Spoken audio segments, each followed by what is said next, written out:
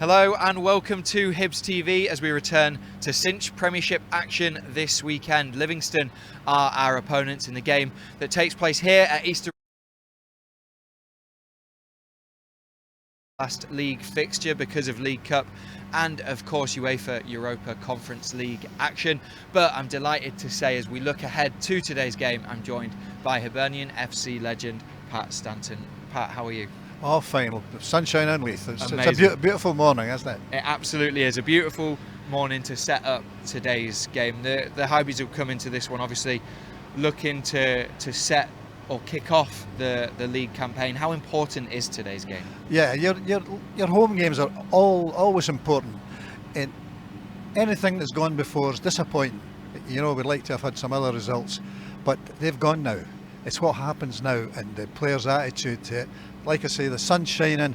I remember years ago, sometimes the sun was shining and you went out, maybe the lads thought they were playing on the beach and they forgot a wee bit of the commitment. It's just that the whole thing, they get caught up in the whole thing. This is a big, important game for the Hibs. Ignore the sun and just get on with it. Yeah, the season's been a real roller coaster, hasn't it? Real highs in terms of the Conference League and progressing through to the quarterfinals of the Viaplay Cup, but equally there's been some real down moments like midweek and the game in Andorra and obviously the league form so far. That's right. You know, you can get yourself on a run, but sometimes I've seen it over the years where teams get a result and they think, oh, we've cracked it, we're okay, we're heading in the right direction, and you go out, and I've been involved in them, and you go out on the pitch and you're not playing to your full capacity, and you get caught up in that. Like I said, what happened before is gone now. You go out and you apply yourself 100% and chase everything, and because it's you've got to want to win. The players must take that on the pitch with them, and nobody should remind them about a thing like that. That should be in you, and you should show everybody that you're 100%. Yeah, there's been a huge amount of games, hasn't there, in the start of this campaign. The players obviously they'll need a huge physical effort against Livingston today. How tough will that be off the back of the Aston Villa game, where obviously you're playing against elite professionals? Well, that's right. And the thing is, Livingston will come here. This is a lovely stadium. It's a lovely day, and they'll be up for it. You know, it's there for it to be won, but it's up for the Hibs. The Hibs have got to set the pace here. They're at home. It's a nice day certainly, but they've got to set the pace. Any balls that get knocked out the pitch, go and get them quick. Keep the pace up. Don't play at a pace that suits the opposition. And the other teams come in here, and you see it in other games as well. People going down early on in the game, feigning injury. That's just to kill the tempo. That's all. That's a deliberate attempt by teams, just to dictate what the pace will be. When you're at home, you dictate the pace. Yeah, we absolutely have to. We'll continue to talk about Livingston a little bit later on, but now let's turn our attention to the game that we had in midweek, our defeat to Aston Villa. Let's just take a look back at that one. Diaby from McGinn. Digne ball into the area again. That's a lovely flick header from Ollie Watkins and a beautiful delivery from Digne. David Marshall rooted to the spot, can only watch as the ball rolls past him into the bottom right hand corner of the net. Into the Hibs area. Flick towards the back post. Free header again. Second for Villa. It's Ollie Watkins once again coming in at that back post. The ball bouncing awkwardly in the 6-yard box, and Watkins again all on his own at that back post, Kevin. Again now, just outside the Hibs area, rolls that one into the path of Digne, tips it towards the back post. It's wide open again at the back post. The same ball again. Every goal created down this left-hand side, and as you see, again, John McGinn pulling the strings there, linking up superbly with Digne, and running behind again. Ball into the box, chance here, it's Watkins again, flags up for offside though. I did wonder. Well, certainly VAR is taking its time to check VAR. Yeah. Not the goal's been given. That's the difficulty of when you're looking at it, and it's just a straight ball. Straight ball over the top. Delivery in. It's a great finish. Traore. Stevenson. Traore, edge of the area, twists and turns. Penalty. That's a penalty. Stevenson's already sliding in to block the challenge. Steps up, right footed. David Marshall goes the wrong way. Yeah. And the ball ends up in the back of the net. Hibs 0. Aston Villa 5. There's another couple of subs from Aston Villa now. Pat, obviously we could see the goals just then. It was a really difficult afternoon and evening, wasn't it, for Hibs. In terms of that game, what were your thoughts? Because it was noticeable, wasn't there, that there was a gulf in quality between the two sides. Yeah, there's no doubt about that, because years ago when English clubs came up here, and I can remember the Leeds United, teams like that, Liverpool coming here, great teams, all the way at the top of the English league. But the gap between them and say Hibs here, or even Hearts at Tynecastle, Celtic, wasn't that great. But there is a gap now, and anybody that says that there isn't, no, they're not talking sense. That the money that's involved, that they're going out with the British Isles, bringing in really top-notch players, and that's what it's about, you know. And if you've got the money, you're in there. But for other clubs, they don't have that resources. So it's changed. The game's changed, and you've just got to change with it, or try and change.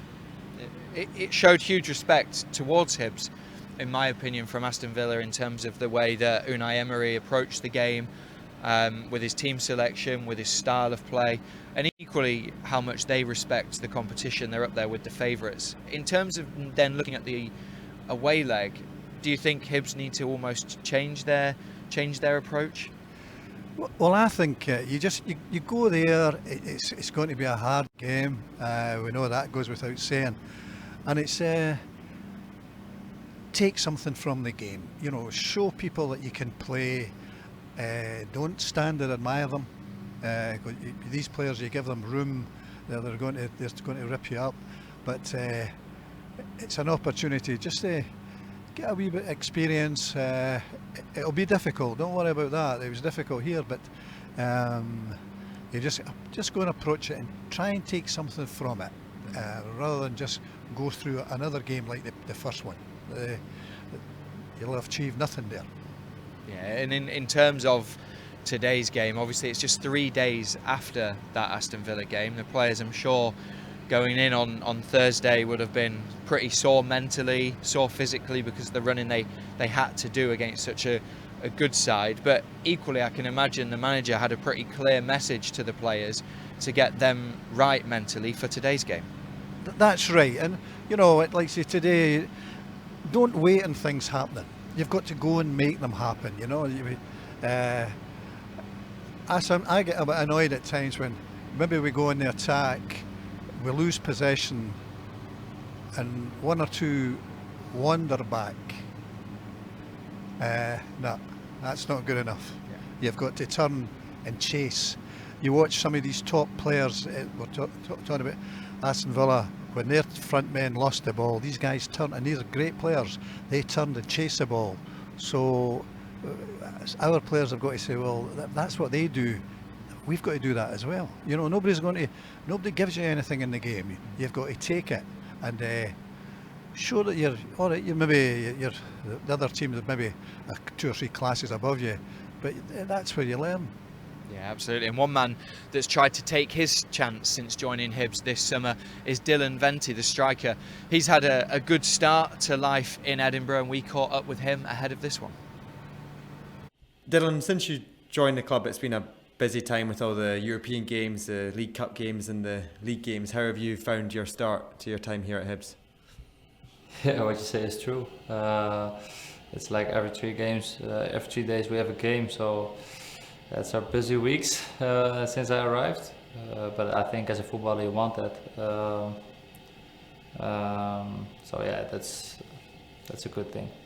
How have you found playing in Europe during the week and then playing in the league at the weekend? Is it difficult, or as you said, is it something that you enjoy doing?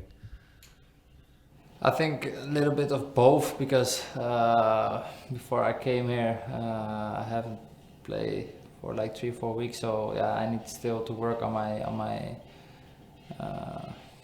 Yeah, I need to be more fit like that. So yeah, I'm working on it, and so yeah, the games. Yeah, I like it that we play every 3 days, but yeah, that's.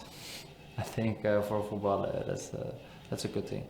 What have you made of the Scottish League so far in particular? Is it what you expected, and how does it differ from the football that you played before, for example, in Holland?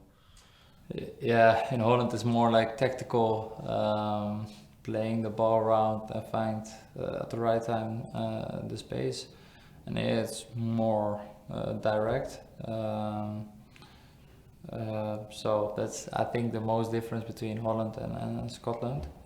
So yeah, I think for me, yeah, if you have enough space, you can find the space behind the fence for as a striker. So that's a good thing. You seem to have adapted pretty well so far. Scored a couple of goals and got a few assists so far. Is that something that Hibs fans are going to see more of from you this season?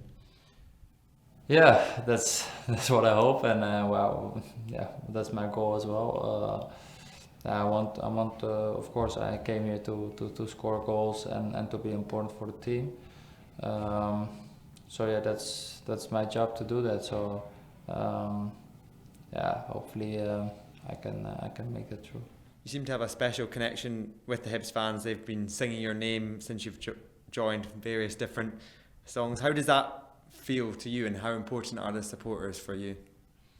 Yeah, I think that's also important because I get like 20 text message from my family, friends. They have a song about you. So last game I heard it as well against the Villa. So yeah, that's nice that you heard it, and I'm new here, so yeah, that helps a lot. Looking ahead to Saturday then, what do the team need to do to make sure we get a positive result against Livingston? First of all, I think we have to react after Wednesday. I think yeah, we have to create changes for the strikers as well, to fight as a team, and to show to everybody that we want our first 3 points of the season. So I think for us now it's important to react after Wednesday and yeah, to get our first 3 points. Top man Dylan, good luck on Saturday. Yes, thank you.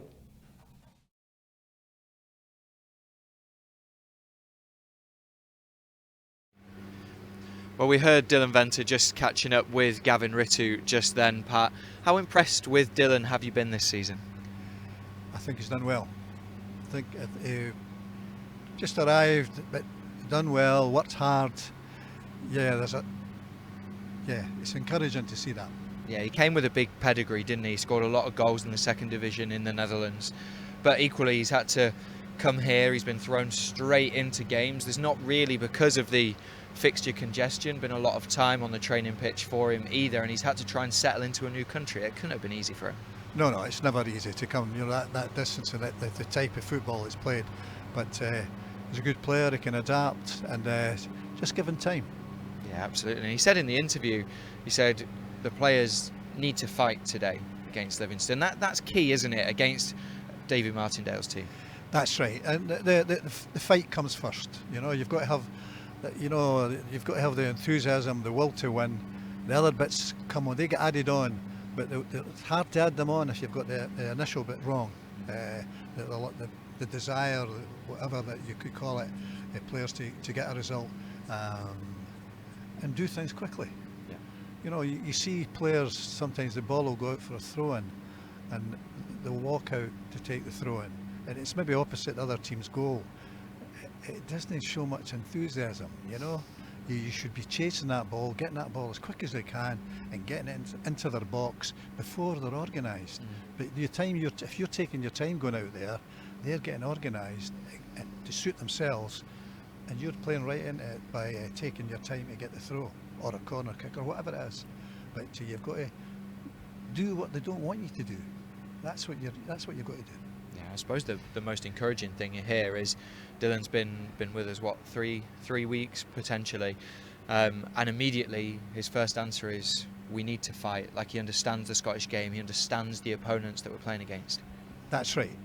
Yeah, and like I said earlier on, players bring that with them. Yeah. You know, they bring that enthusiasm, and younger players see that in these players, and it's you know, we can talk about tactics and all sorts of things, all the technicalities, but the basic thing is that enthusiasm, the will to win, the will to do well. That comes before anything else.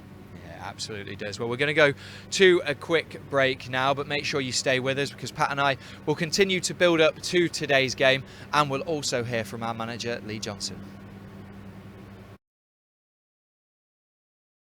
Shop without online trackers following your every step. Get NordVPN now and avoid online trackers.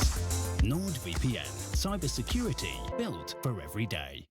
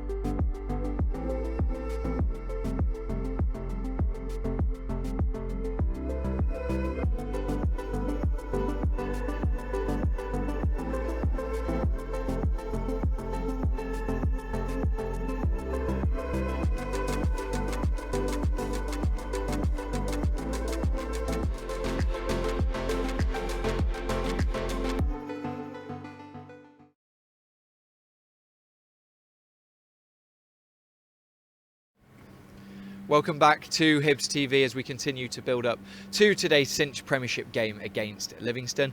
Ahead of this one, I caught up with our manager Lee Johnson to get his thoughts. Lee, obviously you're used to this now in terms of the quick turnaround in fixtures. Livingston on Saturday, obviously off the back of the defeat against Aston Villa. What have you had to do over the last couple of days just to pick the players back up? Well, they're fine.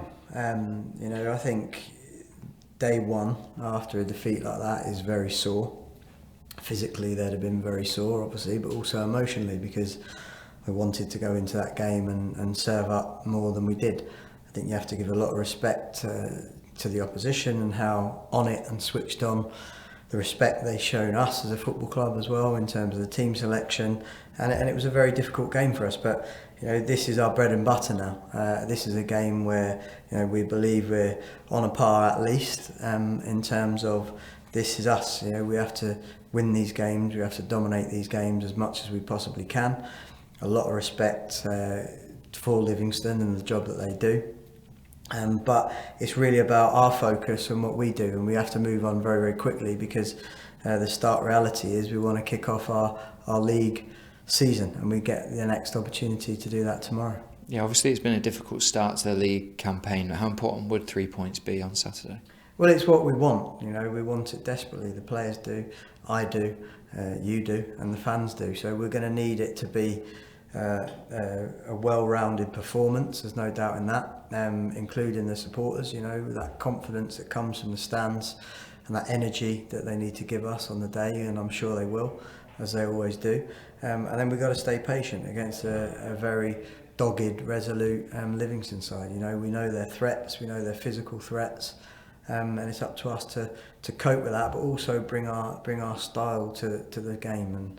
And that is where in the league, we didn't do it in this first half against St Mirren anywhere near enough, and we certainly didn't do it against Motherwell. So I think that's the pressure for us, is to play our way and play our way with panache and that energy that when we're at our best we do so well. Yeah, you mentioned the word energy. Obviously, like you said, Livingston are very clear on their style of play. It will be a physical test for the players to come into this, like I say, with such a short time frame in between matches. How big will that physical effort be?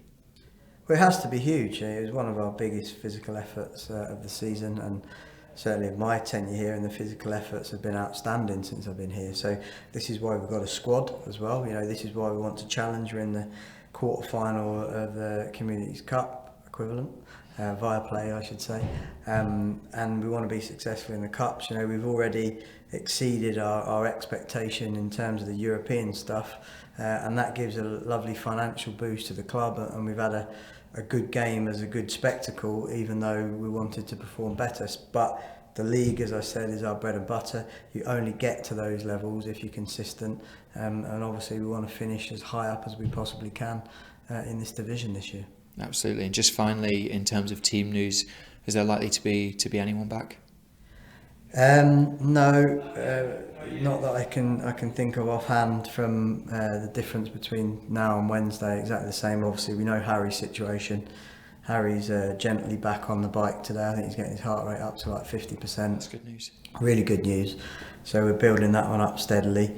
Jake Dorhayes came on obviously in the last game, and Josh Campbell was available as well. Fantastically. Thank you for speaking to us. Thank you. Cheers.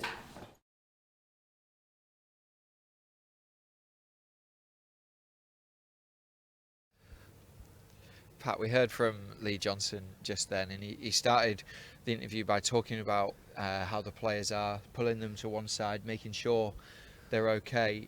How do you think the players will be mentally going into this game off the back of obviously what was a disappointing result on Wednesday night?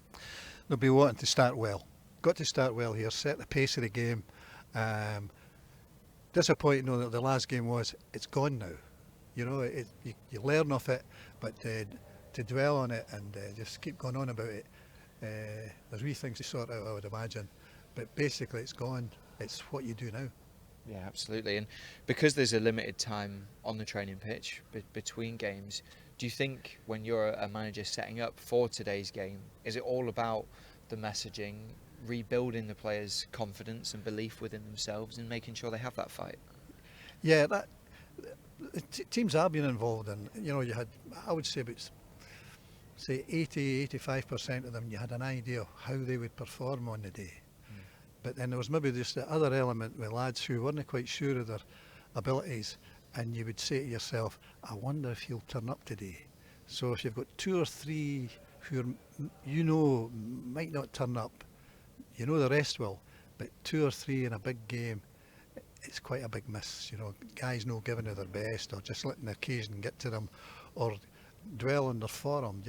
Your form will to get back in form, you chase all the lost causes, you go into the tackles, you head balls. That's how you get your form back. It's not just suddenly like switching the light on. It's you're the man that dictates that, and I've seen some good players doing that, but then you had the other players who it's there. Do you think then the players will be feeling pressure a little bit ahead of today's game? Obviously it's still very early in the season, the third game of the league season, but equally without having that first win, do you think that might just be sitting at the back of their minds? Well, I think, yeah, it does. Even your most experienced and your best players, they have that. They've got to contend with that. But it's you're the only person that'll change it. It's up to you to chase every ball, get yourself back on. Even speaking personally, there was times when you were maybe having a tough time at, and you were looking for something spectacular to do. You know, a big 30-yard pass or a goal or whatever to get you back on beam again. And I remember Bob Shankly, the manager here years ago, he says to me, that's not the answer. You go back to the very basics. You win tackles, you win headers, you do the chase, you do that. That's when it comes back. He says, it's not suddenly going to appear with a flash of magic. It's to get the basics back and the rest takes care of itself. He said, and like I say, he was spot on. Yeah, when we did have that fight and that competitive spirit, that was in our last game against Livingston. It saw us come out 4-1 victors. Let's just take a look back at that one. We've got actually a decent presence in the boxes now, Yeah. Cliff, you know, for set plays. Newbley's free on the far side though. Again, Livingston long ball forward trying to catch Hibs out. Newbley twists and turns and he scored. How on earth he got the shot away from there? Fires it high into the roof of the net beyond David Marshall. After 8 minutes or 9 minutes coming up for Livy lead 1-0, but that was just route one football launched forward. Newbley gets on the edge of the box, gets into the box, two Hibs defenders in front of him, Mickey. Defensively you feel Hibs have got to do better. Yeah, very poor, defensively very poor. For the initial ball forward, they've got to close the ball down quickly, but they've allowed them to get a shot in from an angle for there. It allows us to, they'll sit back that wee bit more. They feel the centre backs are a wee bit feared of his pace, so it opens the game up a wee bit for us. But well, Hibs have to work something out, you know, obviously, you know, having lost Martin Boyle early on. Johan's through, flag stays down, here's a chance. Johan equalises.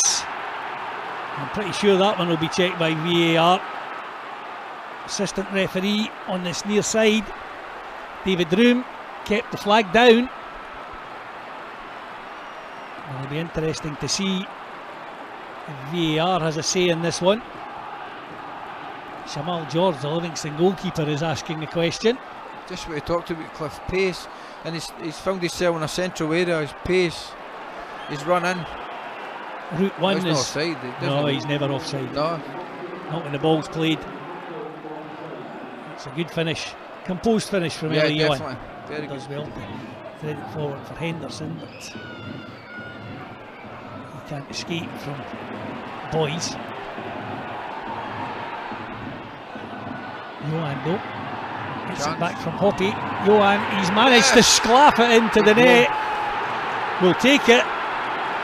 It was a combination of Eli Johan and Matthew Hoppy, and Johan's shot, I don't think he caught that quite as he intended to, Mickey, but I think it fooled the goalkeeper, trundled past him and sneaks into the near corner as we look at it, far corner from Eli Johan's point of view. And after 37 minutes, Hibs lead by 2-1.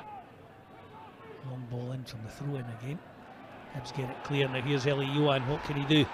He threads it through, it's a lovely ball. Chance here for Cadden, he's through edge of the area. Can he square it back to Johan? Oh, it's an OG. Well, Chris Cadden got it in the back of the net. I don't think it was how he intended to do it. I think he was looking to square that one back to Eli Johan. But the ball hits off the trailing leg of the Livingston defender, tracking back. Livingston 1, Hibs 3.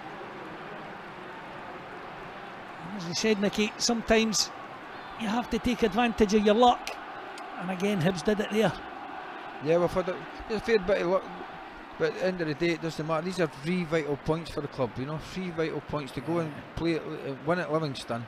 Difficult venue, everything's went for us, but it doesn't matter, you know.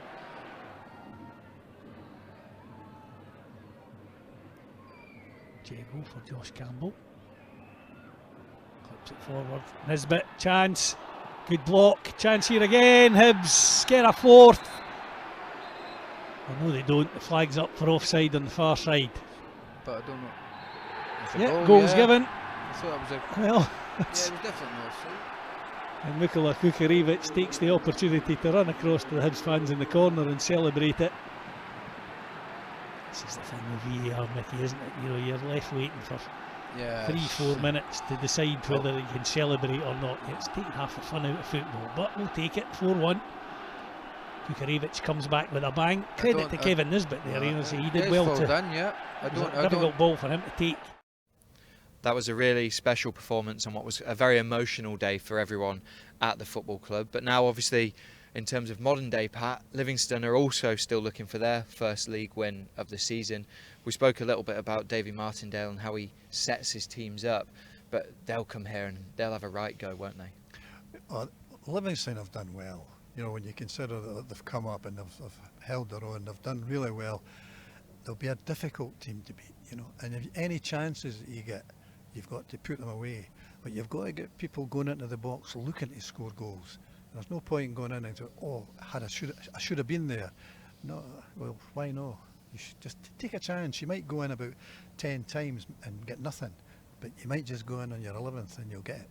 But great goal scorers like Joe McBride, the Celtic, John Robertson of the Hearts, people like that, Peter Cormack here, these people would just take a wee gamble. They're only asking you to go another 10 yards. The defence stopped, but you keep going. Where do you think today's game then will be won or lost for the Hibs? I think they just have to, at the back, pay attention and do nothing silly. You know, you build up from the back. You know, momentum comes from the back, and but if there's uncertainty in the back and a wee bit,